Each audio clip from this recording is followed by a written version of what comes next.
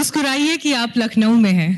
मुस्कुराहटें मुझे थोड़ी कम दिखाई दे रही हैं और भाई हमारा तो नियम है, जब तक एक मुस्कुराहट नहीं होगी अच्छी सी, कार्यक्रम हम शुरू नहीं करते हैं। तो जब तक मुझे पहली पंक्ति से लेकर दूसरी, तीसरी और अंतिम पंक्ति तक मुस्कुराहटें नहीं दिखाई देंगी, लखनऊ में होने का आनंद नहीं आएगा। चलिए, अब दिख रहा है। बहुत बहुत स्वागत है आप सभी का इस कार्यक्रम में शामिल होने के लिए और हमारे गेस्ट मंच पर आसीन हैं।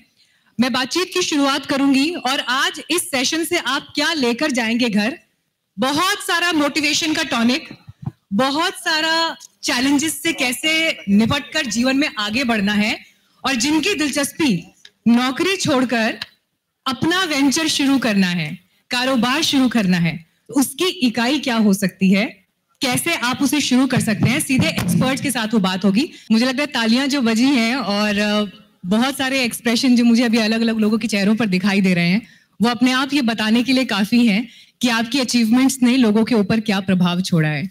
और आज मैं आप सबके साथ एक कोट शेयर करना चाहती हूँ जो आसिफ जी अक्सर कहते हैं, अपने कुछ इंटरव्यूज में भी उन्होंने इससे पहले कहा है कि देखने के लिए आपको साइट की जरूरत नहीं होती, नजर, विजन चाहिए होता है, दूर की दृष्टि चाहिए होती है और वो आसिफ जी के पास है। आपसे पहले तो मैं जानना चाहती हूँ, अब कोई उपलब्धि बची है जो आपको अभी भी हासिल करनी है? बहुत बहुत शुक्रिया। फर्स्ट ऑफ ऑल मैं तहे दिल से शुक्रिया अदा करना चाहता हूँ हिमांशु गौतम अमर उजाला टीम को यहाँ पे अपॉर्चुनिटी देने के लिए और आपके पास। मुझे लगता है कि अभी बहुत कुछ करना है और सिर्फ अपने लिए नहीं, देश के लिए। अभी जैसे मैं प्रोफेशनल्स हूँ, कंसल्टेंट्स हूँ और मैं आप जैसे देख रहे थे, पर जो मेरा नेक्स्ट मिशन है, जो वर्ल्ड गिनीज रिकॉर्ड करना है, वो नेक्स्ट ईयर और आप सबों की शुभकामनाएं चाहिए। तो that is one mission I am looking forward to. But before that, ये आप अभी देख रहे हैं, बट यहाँ तक कि आने की जर्नी बहुत बहुत ही दर्दनाक, बहुत ही ऑब्स्टिकल्स, बहुत ही चैलेंजेस। मैं भी एक भागलपुर छोटी सी टाउन बिहार में बड़ा पला, यूपी का पड़ोसी स्टेट, बट वहां पे जब मैं था तो मुझे कभी दिखाई नहीं देता था और मैं स्कूल जाता था और आज भी मुझे याद है वो हमारे टीचर्स जिनको आता नहीं था और उनकी एक ही परसेप्शंस थी कि ये जिंदगी में कभी कुछ नहीं कर पाएगा। जब घर आते थे तो हमारे रिश्तेदार, दोस्त हमारे अब्बू अम्मी के लिए, पापा अम्मी के लिए फील करते थे कि ये एक समाज पे बोझ, ये बेचारा। और उन्होंने ओपनली ऐसा बात करते थे जैसे मैं कोई एग्जिस्ट हूं, मैं कोई समाज पे बोझ हूं, और बोलते थे इनका किस्मत ही खराब हो गया। बट हमें आज भी याद है कि जब हमारे प्रिंसिपल ने बुलाया करते थे हमारे पापा को और हमारे अंकल को, और उनसे एक ही कर देते थे कि इसको लेके जाइए, ये पूरी माहौल खराब कर रहा है। आसिफ जी, एज क्या थी उस टाइम आपकी? उस टाइम में मैं सिर्फ 7 साल या 8 साल का था। तो 7-8 साल से आप ये बातें जो है फैमिली सर्कल में जो लोग आ रहे हैं उनसे सुनते आ रहे हैं, या समाज के लोग आके ये बातें बोल रहे हैं? जी। 7-8 साल के एक बच्चे को जी कैसे फाइट बैक किया आपने इससे? जी, हम तो उस टाइम में शायद एक्सेप्ट कर लिया था कि शायद मैं पढ़ाई के लिए बना नहीं हूं, शायद ये लोग सब सच बोल रहे हैं कि जैसा आपको एनवायरनमेंट फीड देता है। तो हम मैटर ऑफ फैक्ट क्लास 2 में भी फेल किया, 2 साल रिपीट किया, क्लास 4 में भी फेल किया। मीनाक्षी जी, हमारे ट्रांसफॉर्मेशन मोमेंट तभी आए जब मैं अमेरिका चला गया। मेरे ताऊ जी जो हमारे बड़े अब्बू, वो ऑर्थोपेडिक सर्जन थे, उन्होंने शादी की थी एक वाइट अमेरिकन से। तो वो जब वो हॉलिडे पे आए थे तो उन्होंने देखा, मेरे पापा को बोला कि मैं इसे ले जाना चाहूंगी, आपकी इलाज भी हो जाए और पढ़ाना चाहती हूँ। और आपको मैं एक ट्रांसफॉर्मेशन मोमेंट वहां पे हुआ कि जब मैं वहां पे गया, ना ही मुझे अंग्रेजी आती थी, ना ही मुझे अमेरिकन का कोई कल्चर के कोई दूर दूर तक वास्ता नहीं था। और एक ही दिन हमें याद है कि आज भी वो दिन याद है जब मुझे पीई फिजिकल एजुकेशन क्लास के लिए मुझे रेस दौड़ने को कहा गया और मैं ऑफ कोर्स मोटा था, तो मैं लास्ट पर्सन आया। तो मेरे टीचर ने कहा, son I want to talk to you. हमें लगा कि ये फिर हमारे मजाक उड़ाएंगे, पर उन्होंने कहा कि तो हम जानते हैं कि तुम्हारे लिए पहली बार था, लेकिन तुम अगर मेहनत करोगे तो तुम बहुत अच्छा करोगे. And that itself was a very very transforming moment for me. आपका वजन कितना था उस समय? जी मुझे याद नहीं है, बट मुझे इतना याद है कि मुझे खाना बहुत प्यार था, और अभी भी है. नहीं, लेकिन आगे हम इन चैलेंजेस पर और बात करेंगे. लेकिन जिस बात का जिक्र अभी आसिफ जी कर रहे थे कि घर में कोई आया, कुछ ताने देकर चला गया, समाज में कोई मिला, कुछ ताने देकर चला गया, और उस समय हमें भी ये लगा कि शायद यही सच है. हमने उसे अपनी किस्मत मान लिया. लेकिन फिर जीवन में जैसे जैसे अगले पड़ाव आते गए, आपने कैसे उसे फाइट बैक किया और वहां से आगे चलकर अपनी किस्मत के सहारे, अपनी मेहनत के बूते आज इस मंच पर जब मौजूद हैं, तो उनके पास बहुत सारी इंस्पायरिंग स्टोरीज हैं आपको बताने के लिए. लेकिन अब मैं अपने अगले गेस्ट की तरफ भी जाना चाहूंगी. राधिका जी, 33 साल की उम्र में CEO हो जाना, पाकिस्तान में जन्म हुआ, अमेरिका तक पहुंची, वहां पढ़ाई की, अपनी कंपनी बनाई, और 33 साल जितनी कम उम्र में एक CEO हो गई. कई रिजेक्शंस झेले, इंटरव्यूज से लेकर कई और प्लेटफॉर्म्स पर, लेकिन फिर भी मन में ये हौसला था कि कुछ करके दिखाना है, अपने बूते कुछ करना है. और मुझे लगता है रिसेंटली आप में से बहुत सारे लोगों ने उनको शार्क टैंक जैसे कार्यक्रम में जज की भूमिका में भी देखा होगा. लेकिन मैं आज एक अलग इंट्रोडक्शन राधिका जी का देना चाहती हूँ. राधिका जी, आपको पता है कि आप इंटरनेट में एक सेंसेशन बन चुकी हैं? मोटिवेशनल स्पीकर के रूप में लोग आपको देख रहे हैं. आपकी रील्स जो है वो मिलियंस में वायरल हो रही हैं. आइडिया है आपको इस स्टारडम का, या you are just trying to be modest as of now कि नहीं ऐसा कुछ नहीं है? अंदाजा है कुछ? थोड़ा थोड़ा होने लगा. थोड़ा है. अपने ही फोन में जब अपनी रील आ जाती है जिसमें राधिका जी किसी के साथ इंटरव्यू में बोलती हुई दिखाई दे रही है, वो मोमेंट कैसा लगता है? और नीचे साथ में करोड़ों व्यूज भी दिखाई देते हैं. तो अगर मैं बचपन की खुद को याद करूं, when I see these reels, मैं ये फोटोएं देखती हूँ. अभी हाल ही में मैं अयोध्या में थी, तो लोग फोटो लेने आते हैं, तो मुझे लगता है कि मैं वो लीस्ट लाइकली पर्सन हूँ जिसकी कभी कोई इंटरनेट पे रील जा सकती थी. क्योंकि बहुत हिंदुस्तानी लड़कियों की तरह मैं एक बहुत रिजर्व्ड और शाय इंडिविजुअल थी. मुझे लगता था लोग मेरे से ना बात करें, मैं किसी से ना बात करूं. तो आई थिंक इससे एक सीख है कि जिंदगी आपको कहाँ से कहाँ ले जाती है, आप उसका अंदाजा नहीं रख सकते. मुझे लगता है कि अगर आप कुछ करना चाहें, आप कुछ बनना चाहें, तो सारी कायनात कंस्पायर करती है कि आप वो बन सकते हैं. और आप कहाँ तक मैंने अभी आसिफ जी की कहानी सुनी. मेरी किताब का टाइटल लिमिटलेस है. इनकी तो कहानी वर्चुअली, ये लिमिटलेस इंसान क्या होते हैं वो तो हमने अभी सुना है. लेकिन मुझे लगता है हर इंसान एक्चुअली लिमिटलेस है. और मैं खुद को देखती हूँ तो समटाइम्स आई फील कि मेरे साथ कैसे हो सकता है.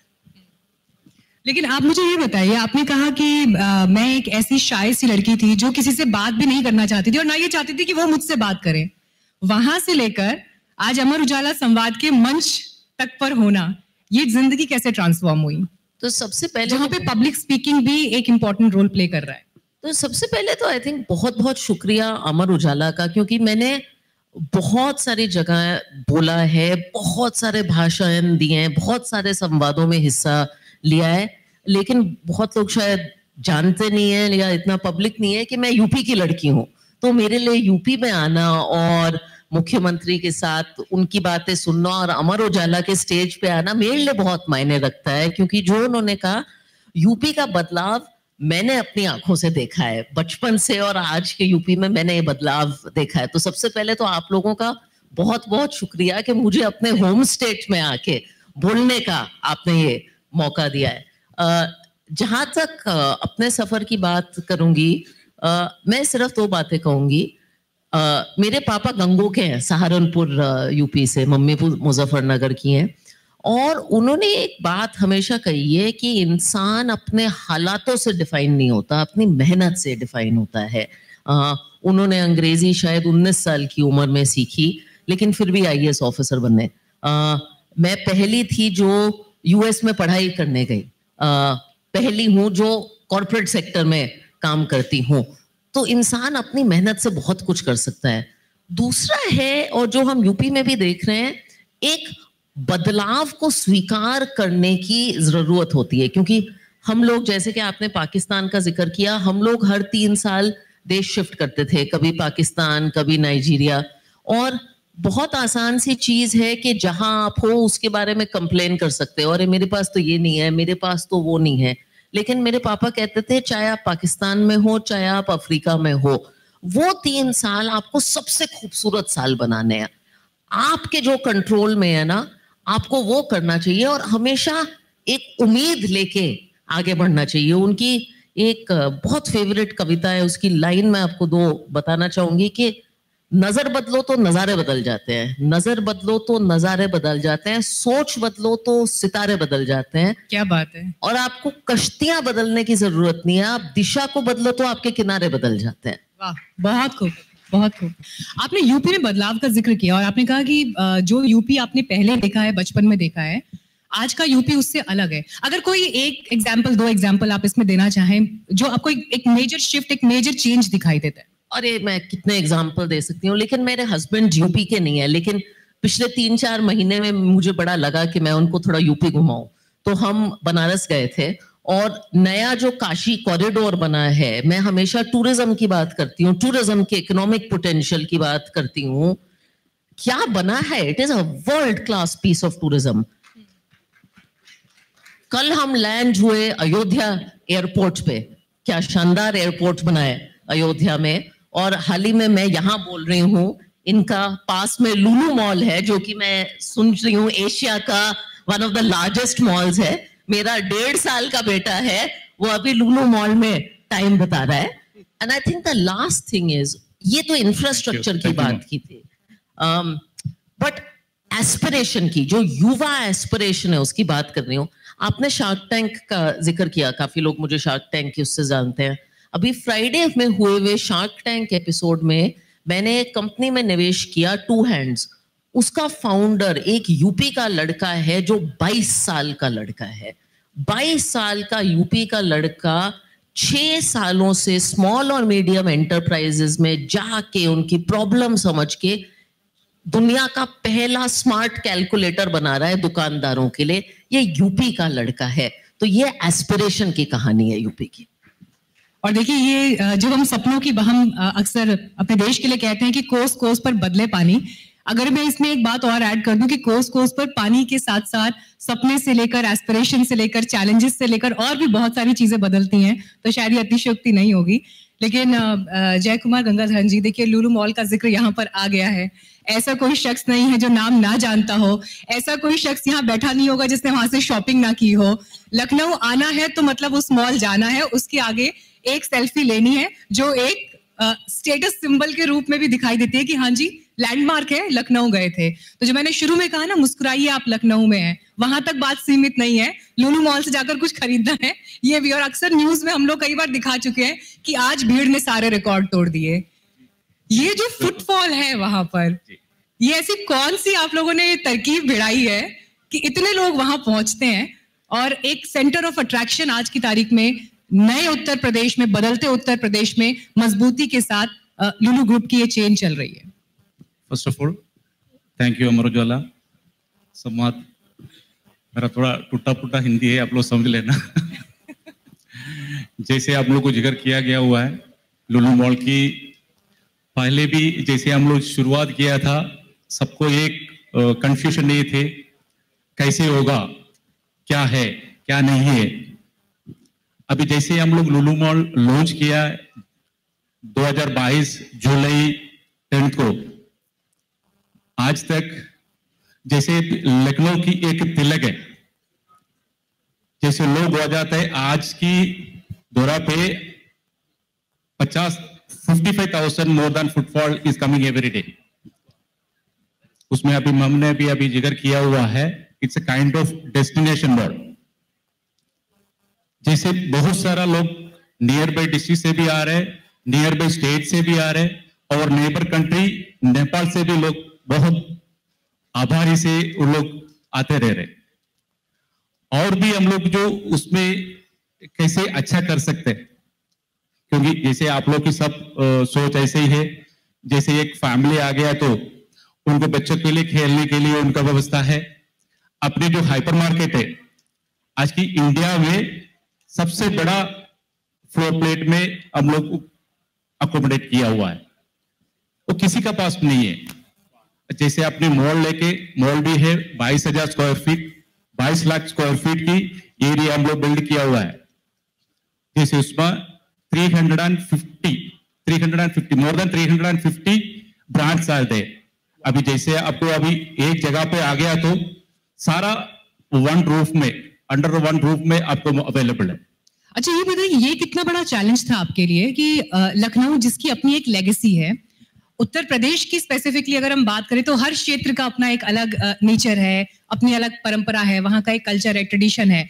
तो जो यहाँ का पुरातन हिस्सा है, जो प्राचीन हिस्सा है, उसके साथ में आज के नए को साथ लेकर चलना, ये कैसे आप लोगों ने बैलेंस इस चीज के लिए बिठाया, या क्या इसके लिए कोई मार्केटिंग स्ट्रैटेजी थी या कोई वेल प्लान्ड स्ट्रक्चर था इसके लिए? Definitely ma'am, because everybody is looking for the happiness.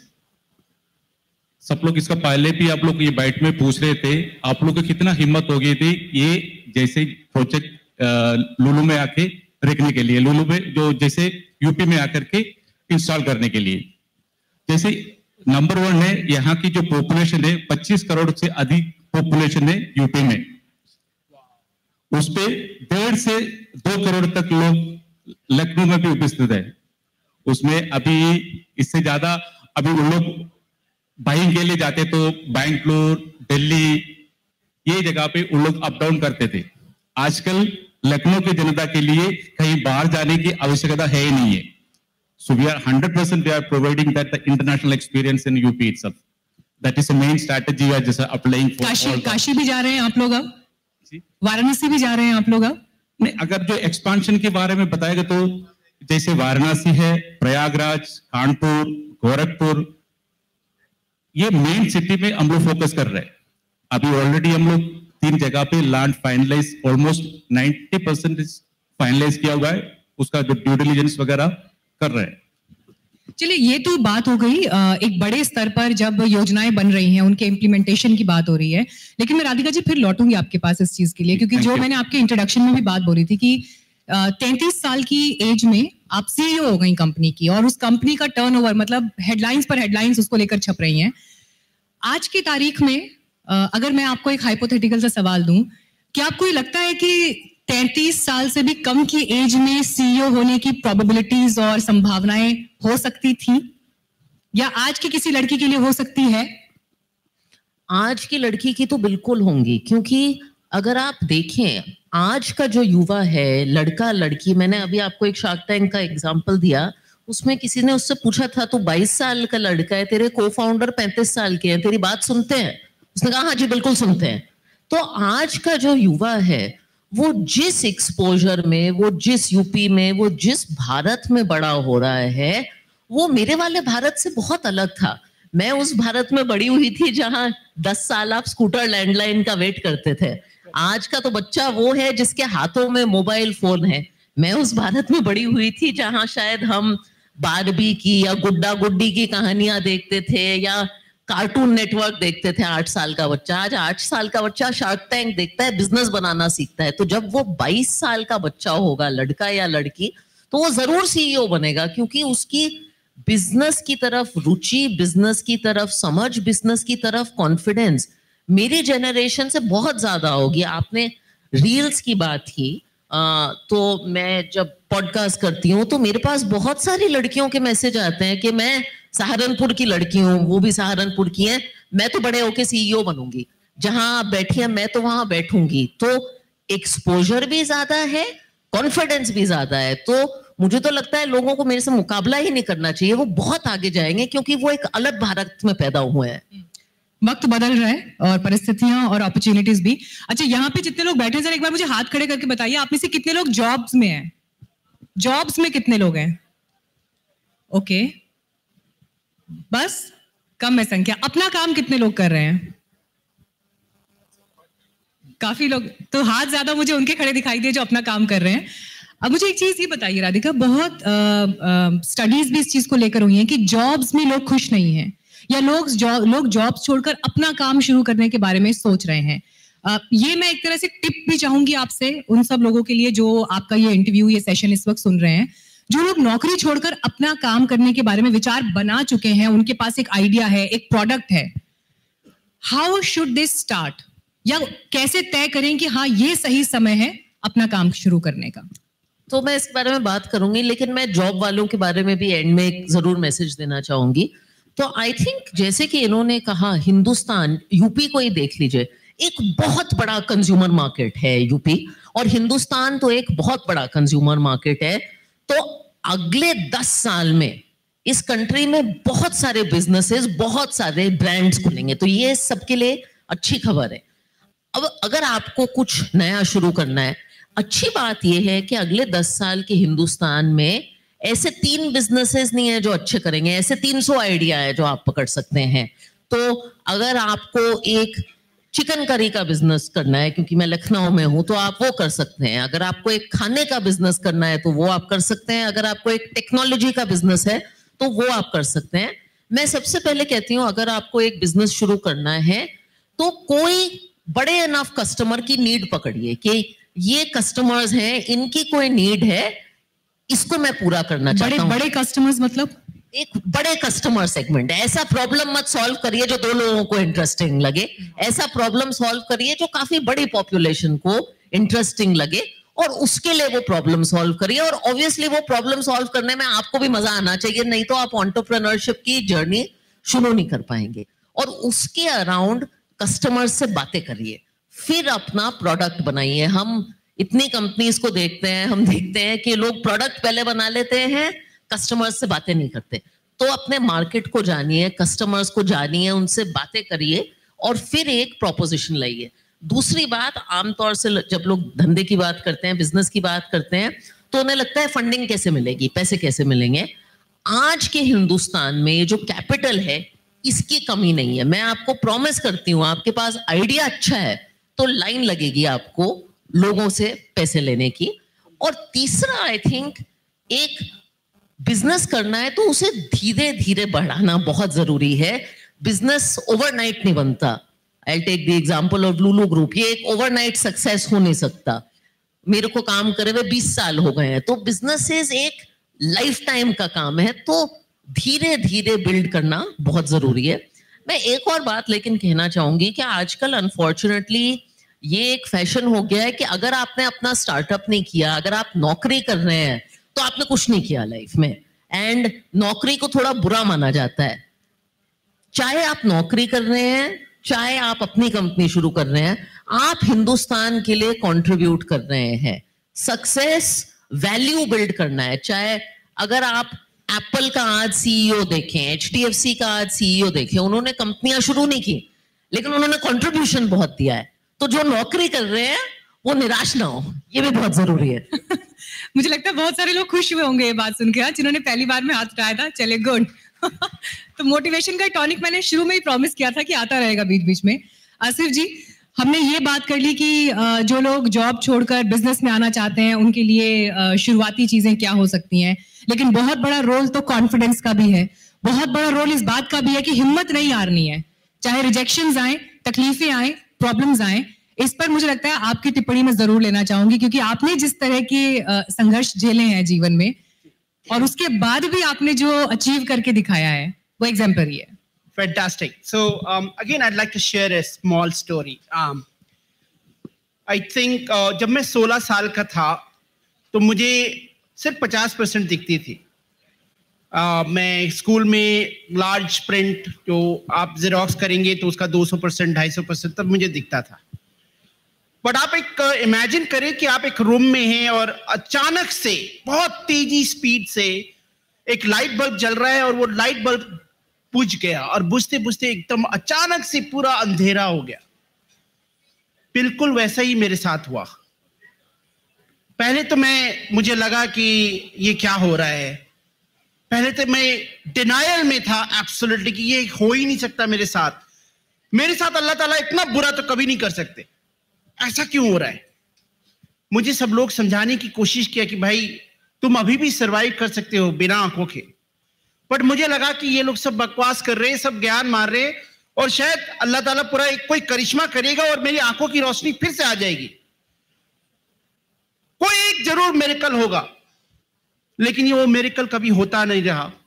हमारे टीचर्स जो हम उस टाइम में सॉफ्टमोर ईयर थे हमारे अमेरिका में, वहां पे स्पेशल टीचर थे जिन्होंने हमें कन्विंस करने की कोशिश की कि भाई आसिफ, तुम्हारे आंख नहीं है पर तुम बहुत अच्छा कर सकती हो।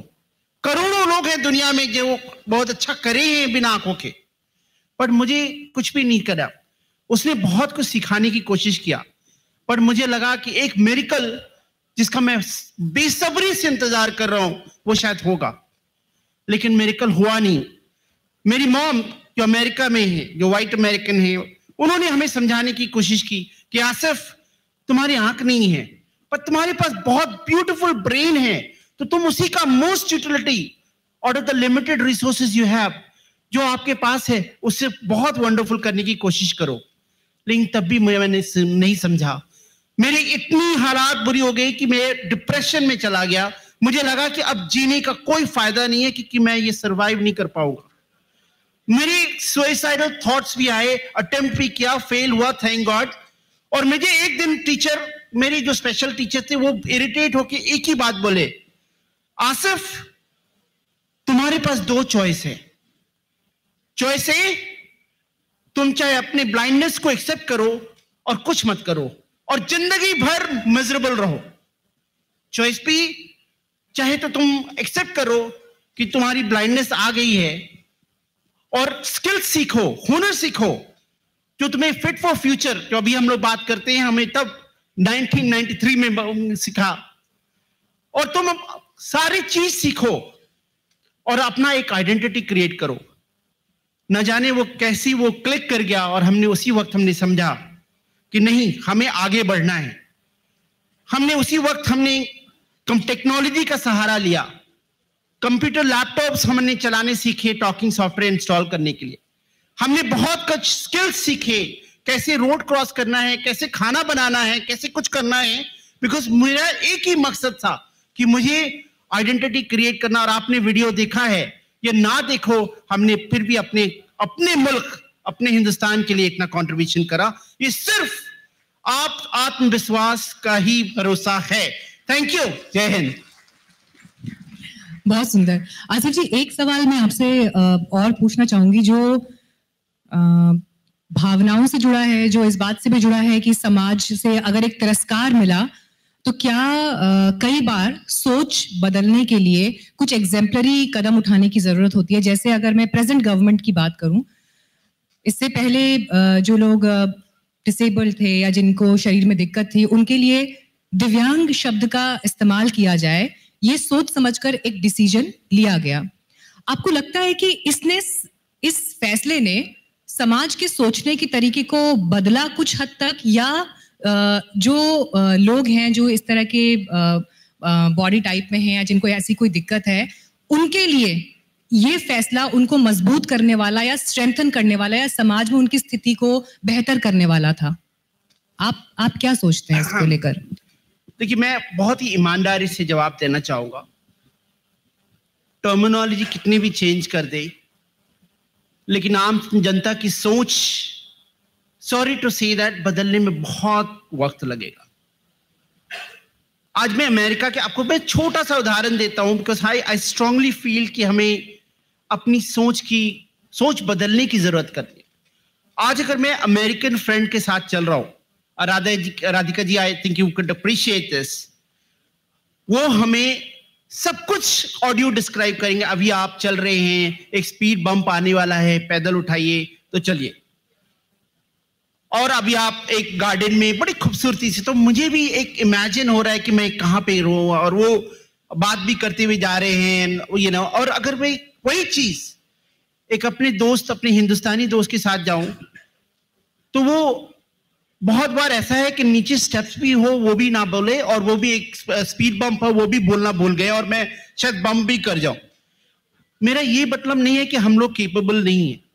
अभी हम लोग इवॉल्व हो रहे हैं, कल्चर अभी हमारी ये डीएनए में आया नहीं है, वक्त लगेगा, but I am sure, I am confident we are in the right direction. संवेदनशीलता की आप बात कर रहे हैं, सेंसिटिविटी की, वो और उसको और गहराई तक जाने में समय लगेगा। राधिका जी, आप इस पर कमेंट करना चाहेंगे, बिकॉज़ वो जिक्र कर रहे थे, आप यूएस में रही हैं। बहुत गहराई की बात है, एंड यहाँ तो बहुत सारी लेडीज खासकर बैठी होंगी, एंड ऐसी कोई लड़की नहीं होगी हिंदुस्तान में जो जिसको या तो ऑफलाइन किसी ने कहा होगा तू पतली ज्यादा है, तू मोटी ज्यादा है, तेरी लुक्स ऐसी है, तेरी शक्ल ऐसी है।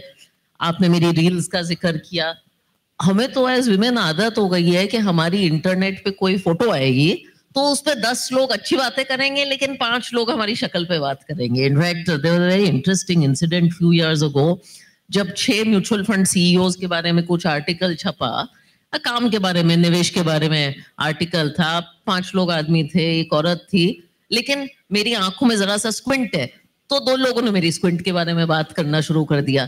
तो एक सेंसिटिविटी की तो हम सब में बहुत जरूरत है, और ये चेंज होगा स्टोरी टेलिंग के साथ। जैसे ऐसे लोगों की कहानियां, जैसे बातें आएंगी बाहर, लोगों में थोड़ी सी सेंसिटिविटी आएगी कि भाई खामियां तो हर इंसान में होती हैं। तो मैं आपको राधिका जी थोड़ा पीछे लेके जाना चाहूंगी, क्योंकि जो आपने पॉइंट यहाँ पर उठाया ये एक्चुअली बहुत इंपॉर्टेंट है, और बहुत सारी महिलाओं को और लड़कियों को मैं इस वक्त देख रही हूँ हमारी ऑडियंस में भी।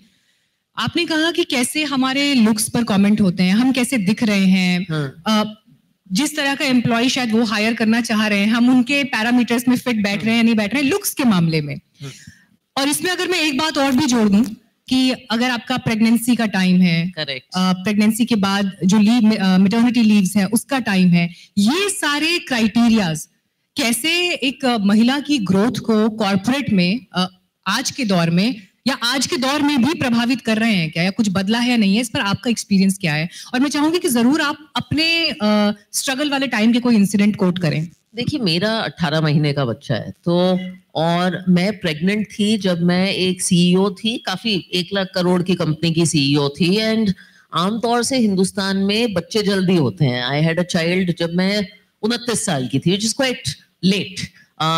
तो मुझे तो बहुत घबराहट हुई कि लोग क्या कहेंगे, इम्पैक्ट क्या होगा। But I will tell you कि आपको भी घबराहट हुई, बहुत सीईओ होते हुए भी घबराहट, क्योंकि मुझे और कोई सीईओ का एग्जांपल नहीं मिला। मैंने कहा कोई एग्जांपल ही नहीं है।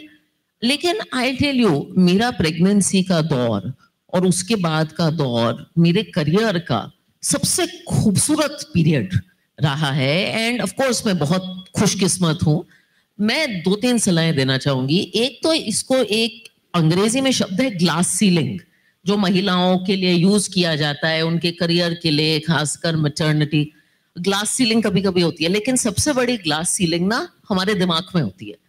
तो कॉन्फिडेंस खुद में आना चाहिए। बिलीव मी, मेरे एक बॉस ने मेरे से एक बात कही थी कि प्रेगनेंसी आपकी जिंदगी में बहुत मायने रखता है, लेकिन 6 महीने ऑफ आपकी करियर में बहुत मायने नहीं रखता। तो आप इसको बोझ, प्रॉब्लम पहले दिमाग में सोच दो, क्योंकि मुझे लगता है दुनिया वैसे हमें देखती है जैसे हम खुद को देखते हैं। तो अगर हम खुद कॉन्फिडेंस से बात करेंगे, हेल्प मांगेंगे इस दौर में, तो लोग हमें हेल्प करने आएंगे। मैं भी 350 लोगों की कंपनी चलाती हूँ, और एक अच्छी महिला अगर प्रेगनेंसी के दौर में कंपनी से सपोर्ट मांगेगी, आई प्रॉमिस यू हम देंगे। दूसरा, ये जो डिस्क्रिमिनेशन होता है, ये बहुत जगह होता है unfortunately. Despite being a CEO outside my company, मेरे साथ भी हुआ है। जब आपके साथ होता है, आप प्लीज आवाज उठाओ, प्लीज आवाज उठाओ, चुप मत रहो। आपको आवाज दिया, आप आवाज उठाओ, और कोई आज की तारीख में आपकी आवाज सुनेगा। चलिए, मैं एक एग्जाम्पल कोट करूंगी, क्योंकि थोड़ा सा मैं डिफर कर रही हूँ आपके स्टेटमेंट से। एक फीमेल एम्प्लॉय जॉब के लिए जा रही है, और considering her age, if she is in her 28, 29, 30 of age group, और अगर जो टीम उसे हायर करने के लिए बैठी है, उन्हें ये लगता है कि प्रोबेबली अगले 1 साल 2 साल में इनकी शादी होगी, प्रोबेबली शादी होगी, तो फिर 1-1.5 साल बाद बेबी वाला टाइम आएगा, और उसके बाद फिर मैटरनिटी लीव, और फिर इनिशियली नेक्स्ट 3-4 इयर्स मदर और बच्चे के लिए बहुत इंपॉर्टेंट होते हैं।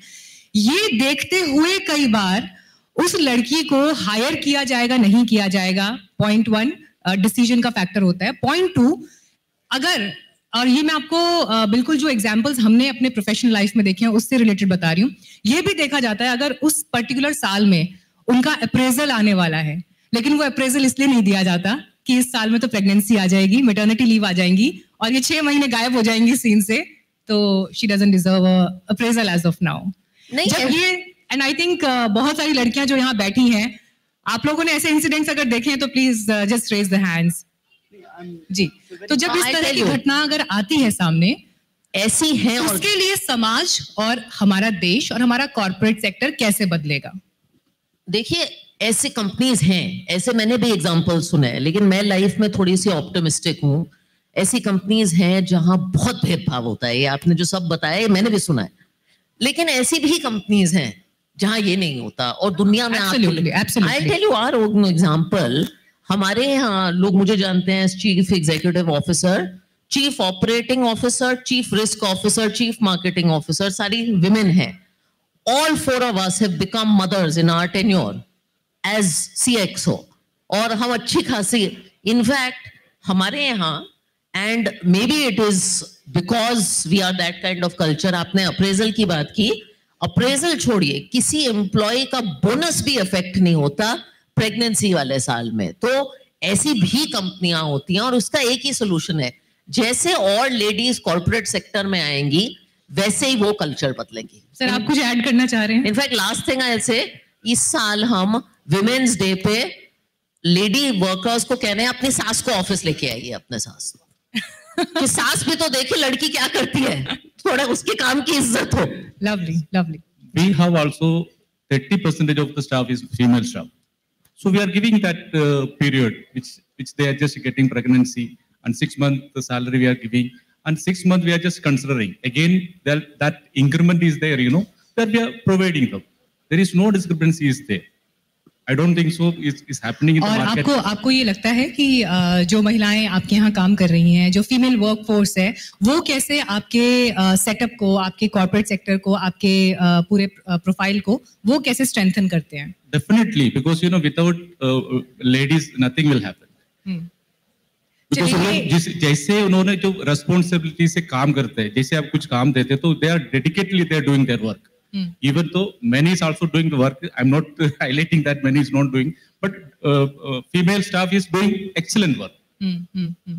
चलिए, बहुत अच्छी बात है कि इस मंच से जब बात हो रही है तो जो अच्छा हो रहा है या होने की आगे और स्ट्रॉन्ग प्रोबेबिलिटीज हैं उनका भी जिक्र आ रहा है, और यही हमारी कोशिश भी है इस संवाद के जरिए कि इस तरफ की बात और इस तरफ की बात एक मंच पर हो, ताकि एक बड़े मैसेज के रूप में चीजें जाएं। जी, मैं उसको पहले एक बात कहना चाह रहे हैं आसिफ जी से।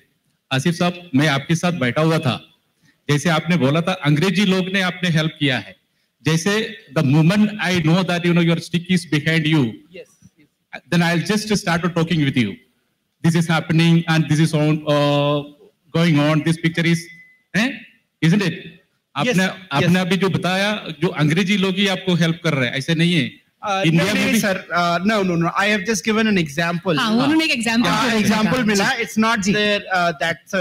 But see, again, what? Because the first time we are just meeting. हाँ. No, sir. But see, जैसे मैं आपको मालूम पड़ेगा, आपका स्टिक सामने रखा हुआ है, तब तो आपको नहीं, उनका जेनरिक स्टेटमेंट नहीं है। मेरा जेनरिक, उनकी हमारे समाज पर टिप्पणी नहीं थी, लेकिन एक उदाहरण के रूप में उन्होंने कहा कि ये चीज मैंने वहां ऑब्जर्व की। Whenever he is walking in the abroad, even Hump is there, they will just indicating you to please Asif be careful. Right. Then this time also I just highlight. Sir, again, see the whole idea. Sir, I mean, I hope many people are like you, sir. Then it would make my life very simple. Exactly. And you are just an example, but unfortunately, I would love to say it is a common, and I hope it will be in the next 5, 7, 8, 10 years. But. The ground reality is right now we're still in evolving phase.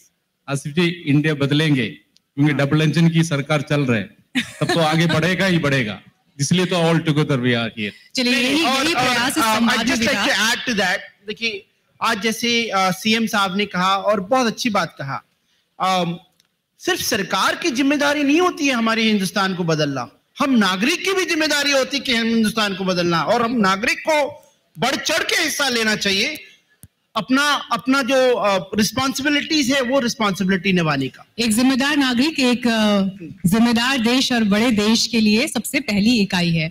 बहुत बहुत धन्यवाद आप तीनों का इस मंच पर आने के लिए और अपने लाइफ एक्सपीरियंसेस के जरिए इस कॉन्वर्सेशन को इंटरेस्टिंग बनाने के लिए और मैसेजेस देने के लिए। Thank you very much. Thank you very much. अगर आप ये वीडियो YouTube पर देख रहे हैं तो हमारे चैनल को सब्सक्राइब करें और बेल आइकन को दबाना ना भूलें। अगर आप Facebook पर ये वीडियो देख रहे हैं तो हमारे पेज को लाइक करें।